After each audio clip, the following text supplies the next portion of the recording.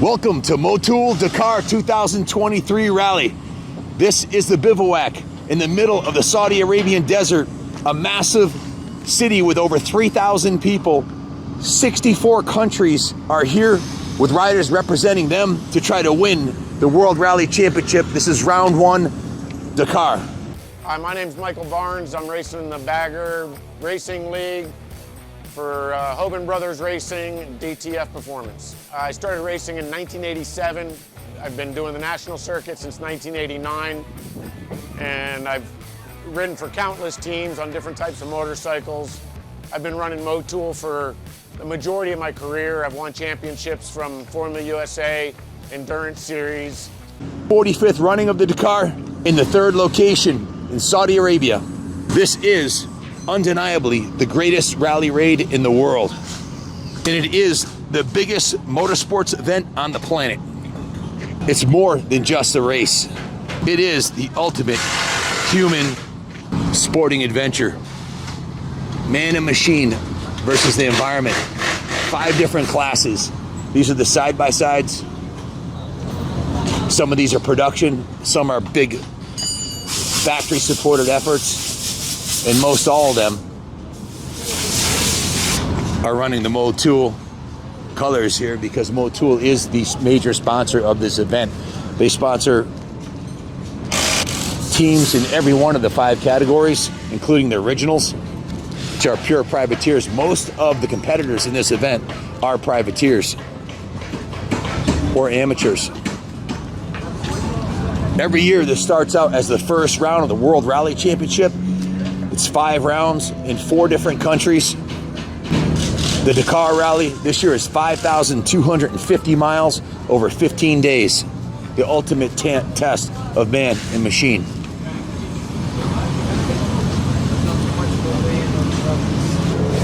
So these machines take a serious beating out there in the most hostile terrain you could possibly imagine. Wheels, tires, suspension, lots of equipment gets wrecked. And these guys basically have to rebuild these machines every night. And they work round the clock. Very little sleep. I talked to some of the mechanics and competitors that have gotten 2 hours sleep in the last couple days. Through the most challenging terrain you could possibly imagine. Massive sand dunes, rocky plains, mountains of rock and sand. And a lot of mud this year too, because it rained a lot. In fact, you think of this as a desert race, but there's been a ridiculous amount of rain this year. In fact, in one stage, 2 of the Can-Am cars, side-by-sides, almost got washed away. They almost drowned. They were rescued by 2 of the trucks that happened to be, thankfully, were in the area to rescue them from certainly drowning. They were in the middle of a river and about to flip over. Race through what's known as the empty quarter, which is the lower quarter of Saudi Arabia. 250,000 square miles of massive sand dunes.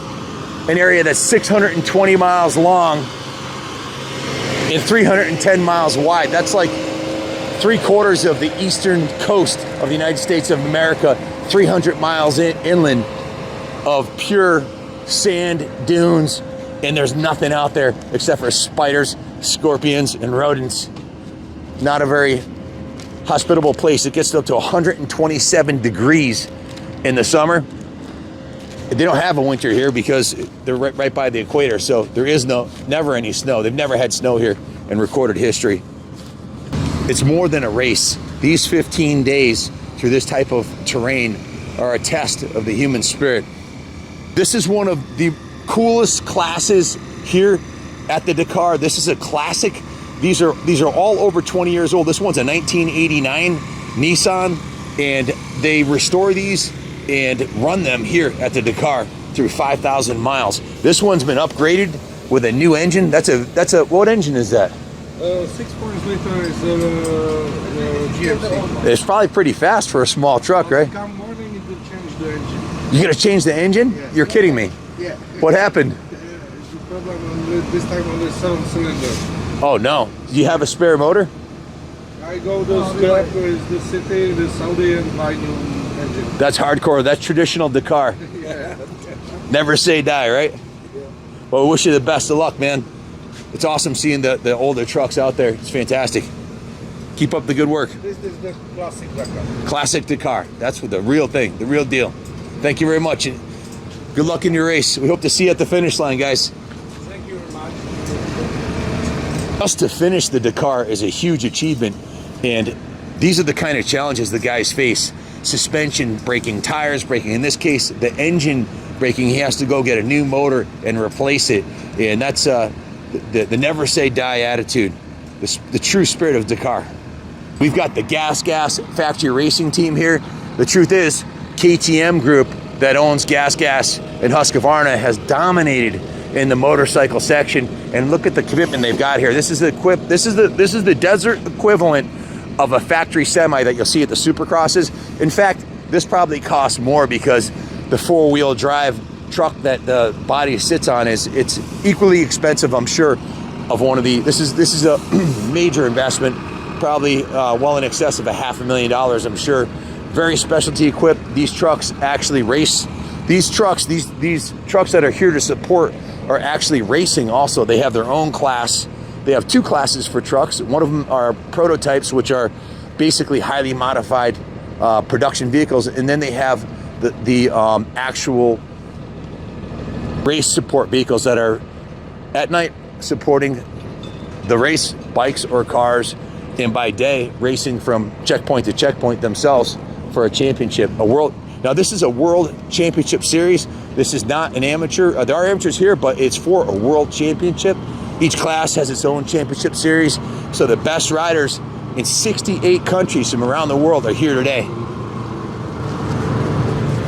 going for the thrill of victory and sometimes the agony of defeat. We've got the factory Husqvarna team here for the rally raid.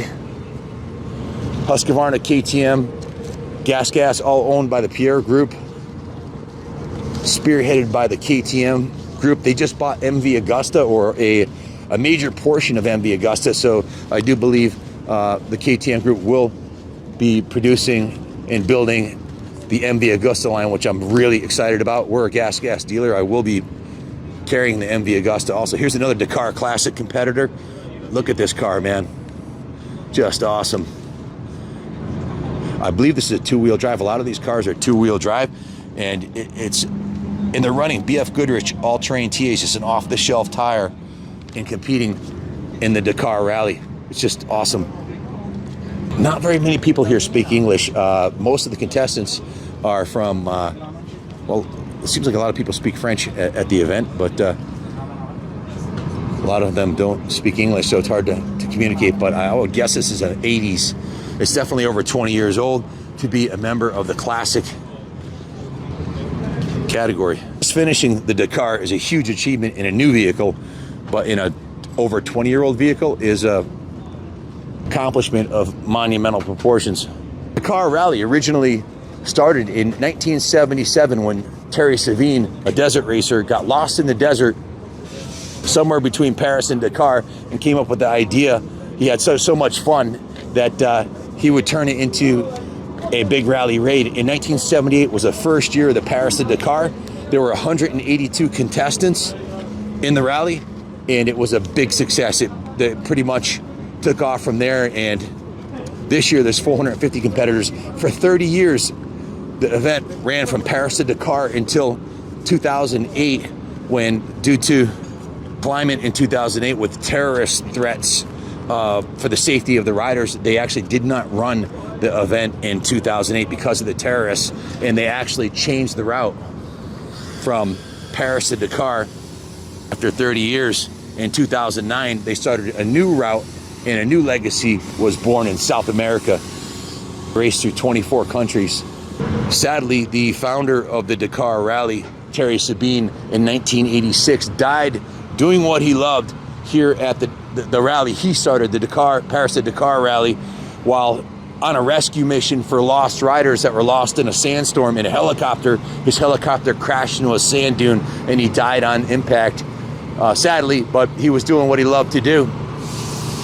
The event is carried on and has become a legacy of biblical proportions known around the world, and not a lot of people know a lot about this event. That's why we're here to kind of share with the world the behind the scenes, what's really going on here. Especially in the USA, there's not a lot of coverage of the rally from US journalists because vloggers, because it's so difficult to get here. It's halfway around the world. Terry Sabine, the founder of the Dakar, coined a phrase about the Dakar. He said, "Is it a challenge for those that go and a dream for those that stay home?" Turn your dream into reality. Set some big goals. Amateurs are allowed to compete here. You can qualify this by doing a local rally and come out and give it a shot. Everybody's welcome to try it. Most people don't finish. 50% of the riders that start the rally do not finish. It's become a lot safer over the years than it used to be. They used to run up to pretty much run what you brung. You could run any size motor you want. Now they limit it to 450 cc's in the motorcycle category, mainly to keep the speeds down to a reasonable amount. And they do have some speed limits so that riders don't get killed. And it has become somewhat safer. This is the gas factory rig here, and they'll be racing from checkpoint to checkpoint. Beautiful setup.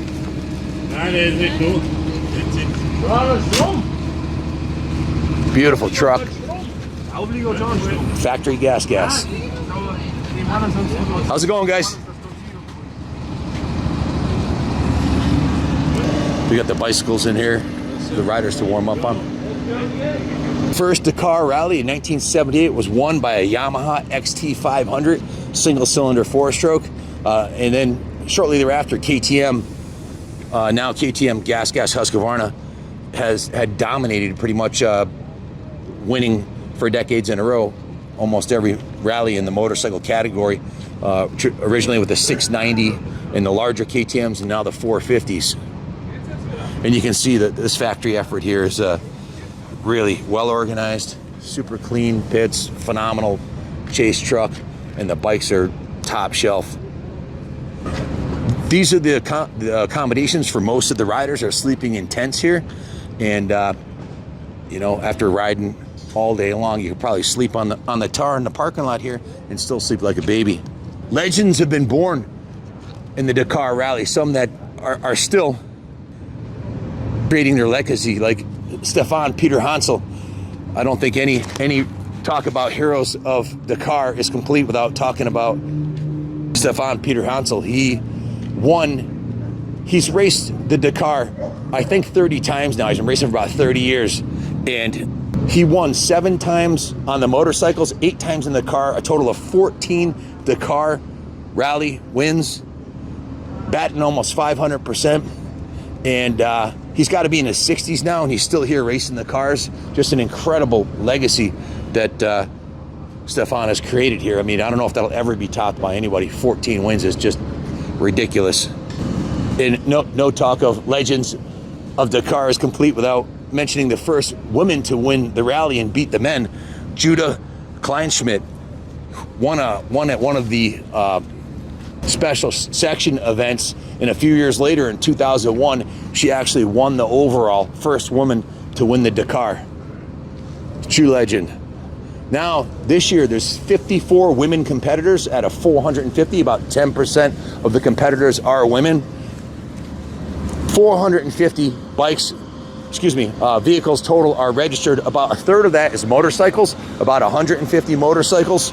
27 of those are the Motul originals, the privateers that get nothing but a couple pairs of tires and a wing and a prayer to make it. And then you've got the factory teams like the KTM team. Each manufacturer can put two motorcycles in each division, 2 cars in each class is 5 classes. You've got the side-by-sides, motorcycles, trucks, the cars, and of course the classics that we showed you earlier, the classic vintage motorcycles and cars. Originally from Paris to Dakar, went through 24 countries for 30 years until 2008. Then it went to South America. Was reborn with a Pacific to Atlantic race across South America, where the rally lasted there for 10 years. South America has firmly etched their history in the Dakar legacy, racing through Argentina, Peru, and Paraguay. Since 2020, this is the 4th annual running of the Dakar Rally in Saudi Arabia, in the Middle East desert of Saudi Arabia, going through the mountains in the empty quarter. The empty quarter is 250,000 square miles of sand dunes, 620 miles long and 310 miles wide. Massive, one of the largest sand dunes, deserts in the world, and also home of the largest oil fields. That's where a lot of the money came from Dubai and Abu Dhabi and all the other oil-rich countries. As I mentioned, this is the largest motor sporting event in the world, and it is not only viewed on YouTube and Instagram and Facebook, but over 4 million people every year come and line the racetrack, the raceway, and to witness firsthand in person. 4 million people watch this rally, which is absolutely ridiculous when you think about it, compared to what like a supercross or a motocross race might be. That's just this rally. 4 million people in Saudi Arabia, and I'm not sure what the total attendance is, but you can imagine they're racing 5 rounds in 4 different countries. Millions and millions of people are here to witness the rally. It's really, really incredible seeing the trucks flying across the desert 90 miles an hour, catching air, the side-by-sides, the quads, the motorcycles, the vintage cars. There's just so many cool sights to see. These tents are designed to keep the mechanics warm and keep the sand out of the bikes when they're doing stuff like cleaning air filters and everything. This is the Honda HRC factory Honda team here. They are sponsored by Motul. Motul is one of the major sponsors of the Honda Monster Energy Motul race team here in Saudi Arabia. So you can see the Motul graphics on the handguards and on the shrouds and the Monster Energy. This is a true factory effort right here. These rally bikes are incredibly specialized versions of the 450 MX bike, where everything's changed for rally racing. The Monster Energy Motul Honda racing team. Everything's first class. Just fantastic.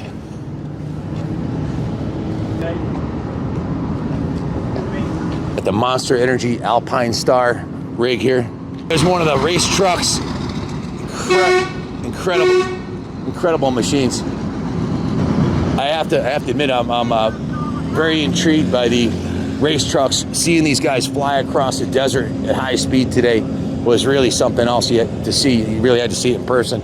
Just incredible. They're catching air over the dunes and flying at 90 miles an hour across the desert. Rally is 2 weeks, 15 days with 1 rest day. Tomorrow's the rest day where they get to recuperate. Well, I'm not sure how much recuperating they get to do because they're hustling to rebuild their vehicles to get back out in the desert and finish the rally. These rigs are just incredibly well suited for desert events. Specialized support rigs, specialized vehicles, race vehicles, everything specialized for the desert.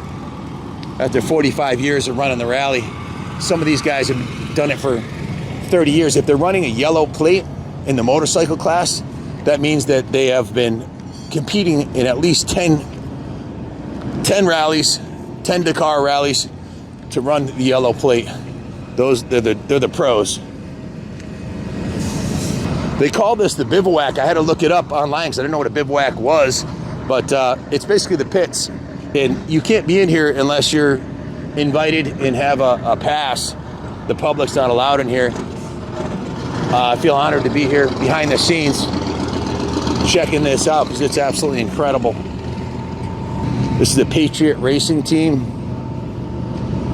Look at this rig. Just look at it. Fantastic.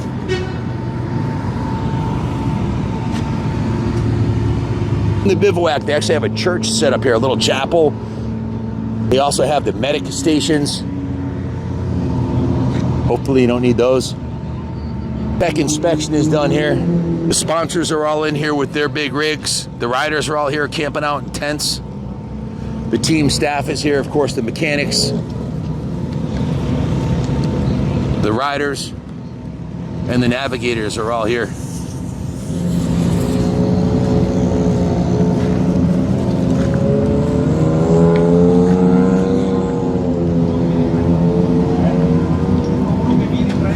Lucky Strike, Lucky Explorer. Dream, dare, live it. That's the motto of Dakar 2023. Dream, dare, live it.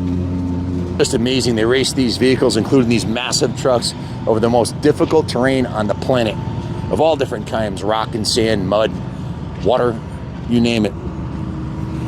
Only 50% will finish. Statistically, 50% of the contestants make it to the finish line. So just finishing the Dakar Rally is a major accomplishment.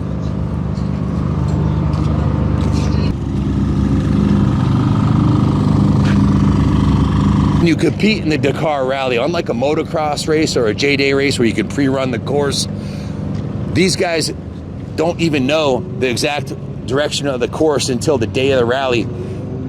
The actual course is a mystery until they get the road book and they can plug it into their GPS and navigation.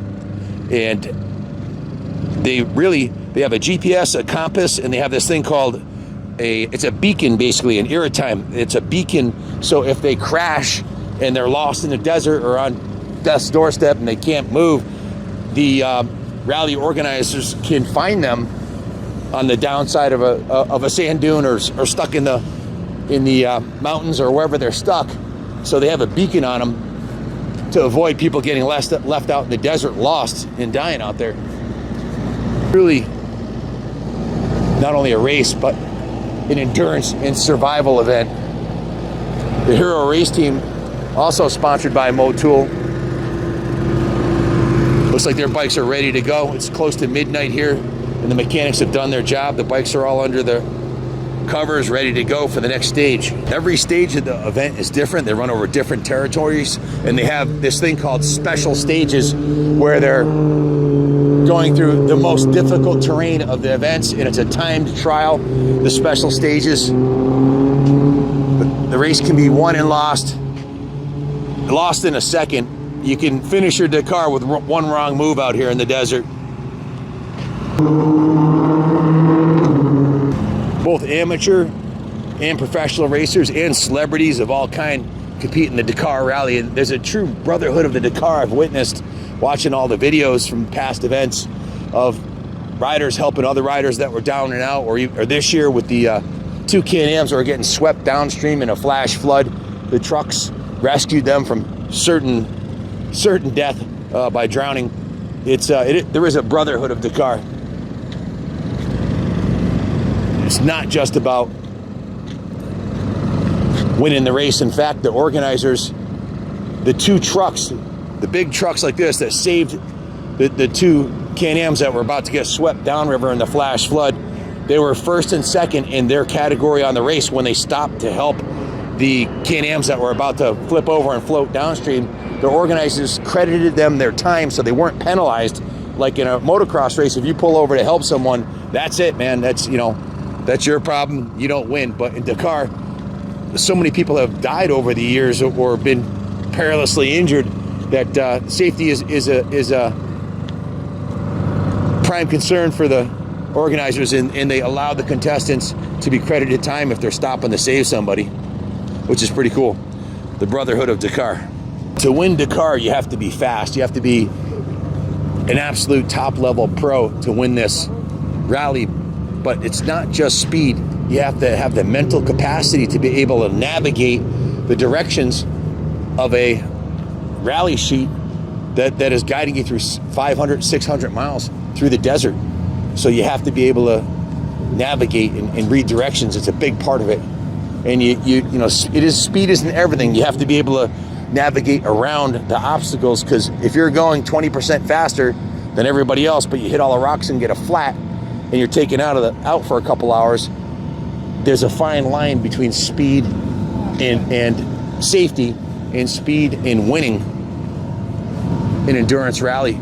You have to protect your vehicle from getting damaged, and that's no easy task in this type of terrain. These pits go forever. It's probably 3/4 of a mile every way. There's 450 pits here, 450 tent and rig setups here. It would take you all night to walk around and see them all. Hopefully I've given you guys a small taste of what Dakar is about. Do your research, see if you can put this on your bucket list and get out here and check it out. You're gonna be dead a long time. Get out here before it's too late. Even if you have to sleep in a tent, trust me, it'll be worth it. Dakar is much more than just a race. It is an adventure into the unknown. This year's Dakar is a journey of self-quest through Saudi Arabia. For some, it will end with the thrill of victory. For others, the agony of defeat. This is Dakar. Dakar will transform its participants and inspire generations to follow in their footsteps, to dream, dare, and live it. The Rally Raid World Championship, Dakar 2023. Creating a legacy of man and machine